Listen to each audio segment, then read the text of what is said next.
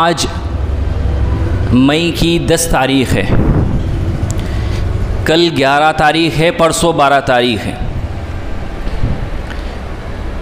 12 तारीख़ में यानी मई की 12 तारीख़ में नहीं बल्कि सेकंड संडे को, दूसरे इतवार को दुनिया के अंदर मदर्स डे बनाया जाता है। यौम मादर, माँ का दिन।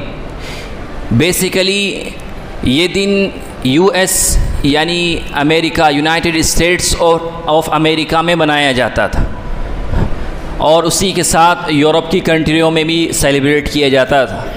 बाद में दीगर कंट्रीज़ ने इसको अडॉप्ट कर लिया और अब ये अक्सर ममालिक के अंदर मदर्स डे बनाया जाता है। मदर्स डे का मतलब यानी इस दिन में जो मई की दूसरे इतवार को बनाया जाता है, इसमें माँ को एक ख़ास किस्म का प्रोटोकॉल दिया जाता है, उसका एक मखसूस टाइप की इज़्ज़त और एहतराम से उसको देखा जाता है। अब परसों आएगा तो परसों कुछ ना कुछ फंक्शन, कुछ ना कुछ प्रोग्राम आपको सोशल मीडिया पे नज़र आएंगे। इस बारे में इस्लाम का पॉइंट ऑफ व्यू क्या है? मदर्स डे हो या फादर्स डे हो, फादर्स डे जून के महीने में आता है, यानी अगला महीना जब जून का आएगा तो उसमें फादर्स डे भी आएगा। अब मदर्स डे है। इस्लाम का पॉइंट ऑफ व्यू इन तमाम दिनों के बारे में ये है कि जो काबिल एहतराम है वो काबिल एहतराम हर दिन है, हर महीने है, हर साल है, हर आन है, हर लम्हे है। माँ काबिल एहतराम है तो जाहिर है वो किसी ख़ास टाइम के लिए काबिल एहतराम नहीं बल्कि हमेशा के लिए काबिल एहतराम है। बाप रिस्पेक्टेबल है, काबिल इज़्ज़त है तो वो हमेशा के लिए काबिल इज़्ज़त है। माँ बाप मुसलमान हो या ना हो, एक शख्स के मुसलमान काफिर हो, एक शख्स के वालिदैन मुसलमान हो या काफिर हो या मुशरिक हो, वो हर हाल में इज़्ज़त के हक़दार हैं। उनकी इज़्ज़त करना, उनका एहतराम करना ये हर मुसलमान के ऊपर फ़र्ज़ है। मैंने जो आयत तिलावत की इसका तर्जुमा ये है कि ए पैगंबर, आपके रब ने ये हुक्म दे दिया है कि इबादत सिर्फ़ और सिर्फ अल्लाह रब्बुल इज़्ज़त की जाएगी और वालिदैन के साथ हुस्न सलूक का मामला किया जाएगा। इम्मा यबलुगन्ना, आगे फरमाया कि अगर तुम्हारे वालिदैन में से कोई एक, ये दोनों के दोनों ओल्ड एज को पहुंच जाएं, बूढ़े हो जाएं, तो अब तुम्हारी ये ज़िम्मेदारी है कि तुम उनके साथ हुस्न सलूक का मामला रखो। अगर उनकी तरफ से कभी आपके हक़ में कोई नागवार बात सामने आ जाए, अल्फाज पर गौर कीजिए, अगर उनकी जानिब से, आपकी जानिब से नहीं, उनकी जानिब से आपके हक़ में कोई नागवार बात सामने आ जाए तो आपको डांटना, झिड़कना तो दूर की बात, आपको उफ़ कहने की भी इजाज़त नहीं है। फ़ला तक़ुल लहुमा उफ़, कि आपको उफ़ कहने की, उफ़ का जो लफ्ज़ है कुरान ने एज़ ए एग्ज़ाम्पल दिया है कि उफ़, आदमी जब कई भी परेशानी की हालत में होता है, उफ़ ओह इस तरह की आवाज़ निकालता है, तो कुरान ने अरबी में ये लफ्ज़ इस्तेमाल किया है कि देखो ये एक नेचुरल लफ्ज़ है, नेचुरल वर्ड से जब इंसान परेशानी में होता है तो निकल जाता है। तो वालिदैन का एहतराम, माँ बाप का एहतराम इतना हाई है, इतना ऊंचा है कि माँ बाप के सामने उफ़ कहने की भी इजाज़त नहीं। वला तनहरहुमा वक़ुल लहुमा क़ौलन करीमा, कि झिड़कना तो दूर की बात है, माँ बाप को झिड़कना, धमकाना, बुरा भला कहना, माँ बाप की नाफरमानी करना, ये तो बहुत बड़ी बात है कि उफ़ कहने की भी इजाज़त नहीं। अगर कोई बात तुमको रखनी है, माँ बाप किसी चीज़ के मुतालिक अपना कोई राय रख रहे हैं, अपना कोई मशवरा रख रहे हैं, आपको लग रहा है कि शायद ये बेहतर नहीं है, तो आपको कुरान करीम ये तालीम दे रहा है क़ुल लहुमा क़ौलन करीमा, कि बहुत एहतराम के साथ, सलीके के साथ, निहायत इज़्ज़त और तकरीम के साथ अपनी बात को पेश करो। वक़्फ़िज़ लहुमा जनाहज़ुल, और हमेशा माँ बाप के साथ इज़्ज़त एहतराम का, अफ़ो दरगुज़र का मामला रखो। ये कुरान करीम की मुसलमानों को तालीम है। आज हम अपनी सोसाइटी पर गौर करें तो मालूम होगा कि हम वालिदैन के हुस्न सलूक से अब कोसों दूर जा रहे हैं, वालिदैन के अदब व एहतराम से हम गाफिल होते जा रहे हैं। इस दुनिया के अंदर आप ज़रा गौर तो कीजिए, आपको मालूम होगा कि सबसे ज़्यादा सबसे बड़ा मोहसिन अगर इस दुनिया के अंदर अल्लाह और उसके रसूल के बाद अगर है तो वो वालिदैन, और वालिदैन में भी वालिदा और वालिद में भी सबसे बड़ा मोहसिन वो वालिदा है।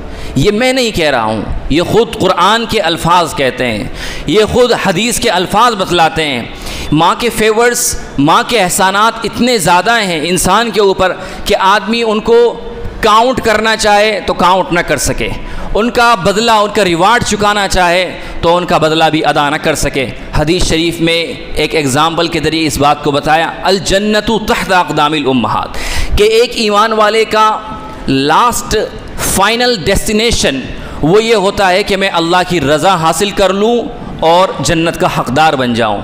मगर अल्लाह के नबी सल्लल्लाहु अलैहि वसल्लम फरमाते हैं कि तुम्हारा जो फ़ाइनल डेस्टिनेशन है, यानी आखिरी मंजिल है, वो तुम्हारी माँ के कदमों के नीचे है। अल जन्नतु तहत अक़दामिल उम्महात, कि जो जन्नत, जो तुम्हारा आखिरी स्टेज है वो तुम्हारी माँ के कदमों के नीचे।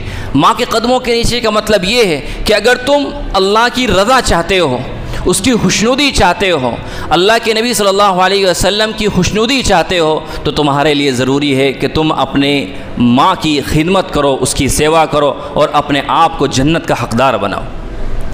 आज इस मामले में बहुत ज़्यादा गफलत बरती जा रही है। माँ बाप अपना सब कुछ अपनी औलाद पर लगा देते हैं, अपनी नींदें, अपनी सारी चीज़ें, जमा पूंजी जो वो कुछ कमाते हैं, जो कुछ वो हासिल करते हैं, जो भाग दौड़ करते हैं, सिर्फ माँ बाप किस लिए करते हैं? औलाद के चैन सुकून के लिए करते हैं कि हमारी औलाद को आइंदा चलकर कोई दिक्कत ना हो, कोई परेशानी ना हो, उनको किसी तकल्लुफ़ का, किसी तकलीफ़ का सामना न करना पड़े। इसलिए वालिदैन अपना सब कुछ लुटा देते हैं, सब कुछ कुर्बान कर देते हैं। मगर आज सूरत हाल बिल्कुल बदल रही है कि आज माँ बाप तो औलाद से क्या नाराज़ हों, औलाद ही माँ बाप से नाराज़ हो जाती है। ये एक परले दर्जे की जहालत और हमाकत की बात है। यानी नाराज़ होना माँ बाप की तरफ से समझ में आता है कि वालिदैन के इतने ज़्यादा हुकूक़ हैं, इतना एहतराम है कि अगर वालिदैन नाराज़ हो जाएं तो औलाद परेशान हो जाए। मगर आजकल मामला इसका उल्टा देखा जाता है कि औलाद ही माँ बाप से नाराज़ हो जाती है। ये कितनी बड़ी हमाकत और जहालत की बात है। एक सहाबी हज़रत अब्दुल्ला इब्न उमर, बड़े मशहूर सहाबी हैं। ये हज़रत उमर फ़ारूक़ रज़ी अल्लाह तआला अन्हु के बेटे हैं और बड़े मुहद्दिस हैं, इन्होंने बड़ी हदीसें रिवायतें की हैं। एक शख्स इनके पास आया, आकर अर्ज़ करने लगा कि अमीरुल मोमिनीन, मैंने अपनी माँ की बहुत सेवाएं की, बहुत खिदमतें की, यहाँ तक कि मैंने उनको अपनी कमर पर बिठाया, कमर पर बिठाकर सफ़र किया और मैंने एक लंबा सफ़र तय किया और तय करके मैं मक्का पहुँचा। मक्के की गलियों में घूमा, मैंने तवाफ़ किया, हज किया, सफ़ा मरवा के दरमियान सई की। आप मुझे बताइए, क्या मैंने अपनी माँ का हक़ अदा कर दिया? मेरे भाइयों, ध्यान से सुनो, दिल की खिड़कियों को खोलो, अपने दिल के दरवाज़ों को खोलो और सुनो। हज़रत अब्दुल्ला इब्न उमर फरमाते हैं कि तुम्हारी ये सब खिदमतें, तुम्हारी ये सब सेवाएं जितनी तुमने अब तक की है और अपनी आखिरी दम तक करोगे, आखिरी सांस तक करोगे, ये तुम्हारी सब खिदमतें, तुम्हारी ये सब सेवाएं तुम्हारी माँ के उस एक चक्कर के बराबर भी नहीं जो उसने तुम्हें पेट में रखकर लगाया था। एक वालिदा, एक माँ अपने बच्चे को 9 महीने पेट में रखती है, तकल्लुफ़ के साथ, तकलीफ़ के साथ, मशक्क़त के साथ, परेशानी के साथ रखती है। कभी कोख में दर्द हो रहा है, कभी पेट में दर्द हो रहा है, कभी कमर से वो परेशान है, कभी उससे चलना मुश्किल हो रहा है, कभी उससे खाना मुश्किल हो रहा है, कभी वो उल्टी पर उल्टी कर रही है। ये माँ की तकलीफ़ें, ये माँ की मशक्क़तें, कि ये जो माँ की मशक्क़तें, अगर तुम पूरी ज़िंदगी भी अपनी माँ की खिदमत करो, अपनी माँ की सेवा करो, पूरी ज़िंदगी सिर्फ़ इसी काम में खर्च कर डालो, तब भी तुम माँ की खिदमत का, माँ का हक़ अदा नहीं कर सकते। इसीलिए क़ुरआन करीम ने कहा, ववस्सैनल इंसान बिवालिदैहि हमलतहु उम्मुहु कुरहा व वज़अतहु कुरहा, कि हमने इंसान को वालिदैन के बारे में नसीहत की, उसको वसीयत की कि माँ का बाप का एहतराम रखना है, उनकी खिदमत करनी है। और फिर माँ की क़ुरबानी को अल्लाह ने ख़ुद अपने अल्फाज में ज़िक्र किया, हमलतहु उम्मुहु, कि उसकी माँ की क़ुरबानी ये है कि उसने तकलीफ़ के साथ, मशक्क़त के साथ उसको अपने पेट में रखा और उसके बोझ को बर्दाश्त किया। और जब उसको जना ववज़अतुहु कुरहा, और जब उसको जना तो उसी मशक्क़त के साथ, उससे ज़्यादा तकलीफ़ के साथ उसको जना। एक आदमी पूरी ज़िंदगी अगर माँ की खिदमत करे तो माँ का सिला अदा नहीं कर सकता, माँ का बदला अदा नहीं कर सकता। इसीलिए अल्लाह के नबी सल्लल्लाहु अलैहि वसल्लम के पास एक सहाबी आकर अर्ज़ किया कि अल्लाह के नबी, मेरे खिदमत का सबसे ज़्यादा हक़दार कौन है, मेरे हुस्न सलूक का सबसे ज़्यादा हक़दार कौन है? तो आपने फरमाया उम्मों का, तुम्हारी माँ। तो उसने अर्ज़ किया, उस सहाबी ने अर्ज़ किया कि फिर कौन? तो आपने फरमाया फिर तुम्हारी माँ।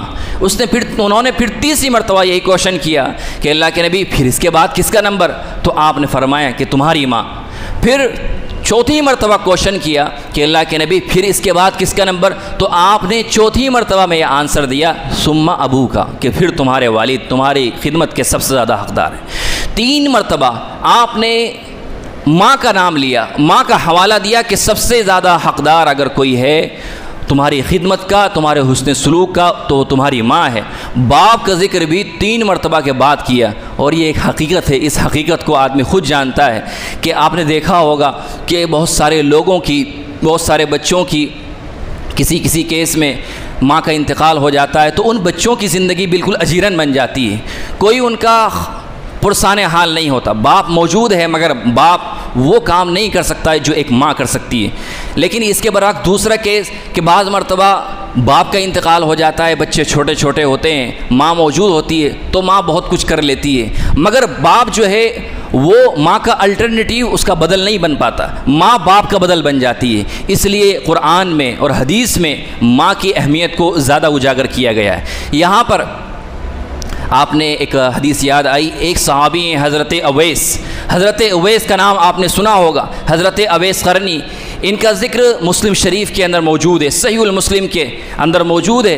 हज़रत उमर फ़ारूक रज़ी अल्लाह तआला अन्हु से आपने, यानी अल्लाह के नबी ने फरमाया था कि उमर, कर्न से एक आदमी आएगा, उसका नाम अवैस होगा और उसकी वालिदा भी होगी और उसके जिस्म पर बरस की बीमारी होगी, यानी सफ़ेद दाग होंगे, और जिस वक्त वो तुमको मिलेगा तो उसकी बरस की बीमारी तकरीबन सही हो चुकी होगी।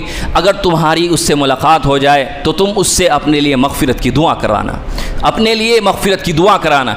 जब हज़रत उमर फ़ारूक रज़ी अल्लाह तआला अन्हु की खिलाफत का दौर आया तो आप तलाश करते थे कि कोई कर्न का कोई कबीला आया है, कि कभी कर्न एक बस्ती का नाम है, कि वहाँ से कोई कबीला आया हो, कोई ख़ानदान आया हो, कोई हज उम्रे के लिए कोई ग्रुप आया हो, तो तलाश किया करते थे।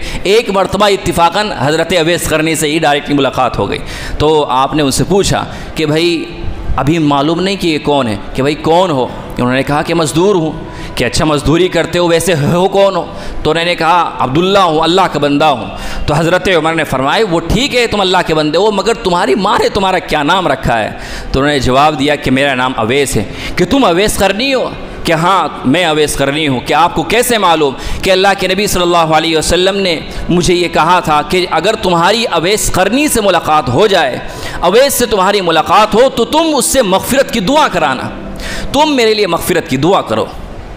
हज़रत अवैस क़रनी वो हिल गए, उनको नहीं मालूम था कि कौन है। हज़रत अली रज़ी अल्लाह तआला ने हज़रत उमर का तारुफ़ कराया कि देखो ये उमर इब्न ख़त्ताब है, अमीरुल मोमिनीन है, और मेरा नाम अली इब्न अबी तालिब है। अल्लाह के नबी सल्लल्लाहु अलैहि वसल्लम ने हमें ये हुक्म दिया था कि अगर अवैस से मुलाकात हो तो अवैस से मग़फ़िरत की दुआ करा। मेरे अज़ीज़ भाइयों, मेरे प्यारे भाइयों, हज़रत अवैस क़रनी को ये जो मकाम मिला, ये जो मर्तबा मिला कि अल्लाह के नबी सल्लल्लाहु अलैहि वसल्लम अपनी आखिरी ज़िंदगी में सहाबा को, जो इस उम्मत के सबसे अफजल लोग हैं, अबू बकर, उमर, उस्मान, अली, उनको ये हुक्म दे रहे हैं कि अवैस मुलाकात हो तो उससे मग़फ़िरत की दुआ करा।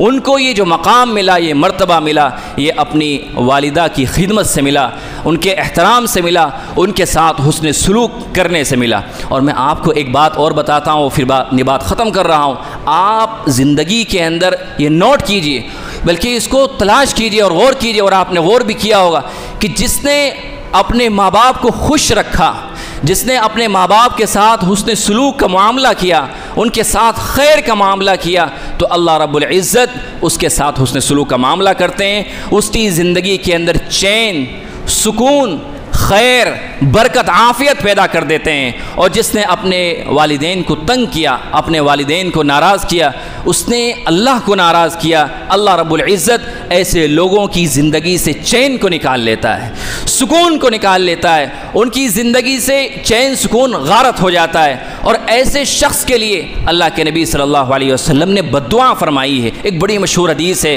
हज़रत जिब्राइल आकर अल्लाह के नबी खुतबे के लिए मिंबर पर चढ़ रहे हैं। आकर हज़रत जिब्राइल ने अर्ज़ किया कि अल्लाह के नबी आप बद्दुआ कीजिए। किसके लिए बद्दुआ? कि आप ऐसे शख्स के लिए बद्दुआ कीजिए कि जो अपने वालिदैन को बुढ़ापे की हालत में पाए, दोनों को पाए या एक को पाए, और वो उनकी खिदमत करके, उनके एहतराम और उनके साथ हुस्न सलूक का मामला करके अपने आप की मग़फ़िरत न करा सके, आप उसके लिए बद्दुआ कीजिए कि वो शख्स हलाक हो जाए, बर्बाद हो जाए, उसका बेड़ा गर्क हो जाए।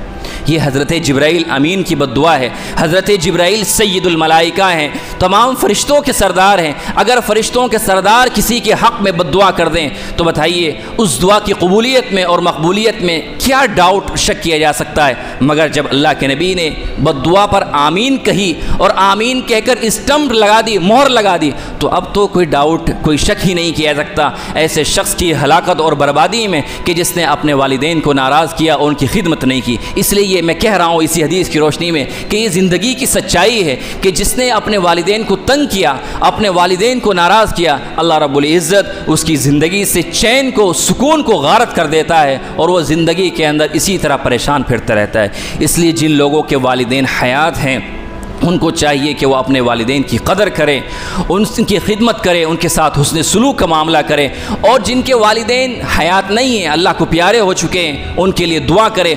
कुरान ने बाकायदा वालिदैन के लिए दुआ भी सिखलाई है। ये जो मैंने शुरू में अभी आयत आपको पढ़ के सुनाई थी, उसी आखिरी आयत के अंदर है वक़ुर रब्बिरहमहुमा कमा रब्बयानी सगीरा, कि लोगों जब तुम अपने वालिदैन के लिए दुआ करो तो इस तरह दुआ करो, रब्बिरहमहुमा कमा रब्बयानी सगीरा, कि ए मेरे परवरदिगार आप मेरे वालिदैन के साथ रहम का, करम का मामला फरमाइए, जैसा कि उन्होंने प्यार और मोहब्बत का मेरे साथ मेरे बचपन में मामला किया है। तो इसलिए ये आदत बना लीजिए अपने आप की कि जब सलाम फेरें आप, यानी जब सलाम फेरने का मौका आता है, रब्बना आतिना फ़िद दुनिया हसना व फ़िल आखिरति हसनतम व क़िना अज़ाबन नार पढ़ते हैं तो ये छोटी सी दुआ याद करके उसमें ऐड कर लीजिए, रब्बिरहमहुमा कमा रब्बयानी सगीरा। इसका मतलब यही है कि अल्लाह हमारे वालिदैन के साथ रहम का मामला फरमा, जिस तरह उन्होंने बचपन में हमारे साथ प्यार मोहब्बत का मामला किया है। अल्लाह रब्बुल इज़्ज़त हम सब को अमल की तौफ़ीक़ अता फ़रमाए।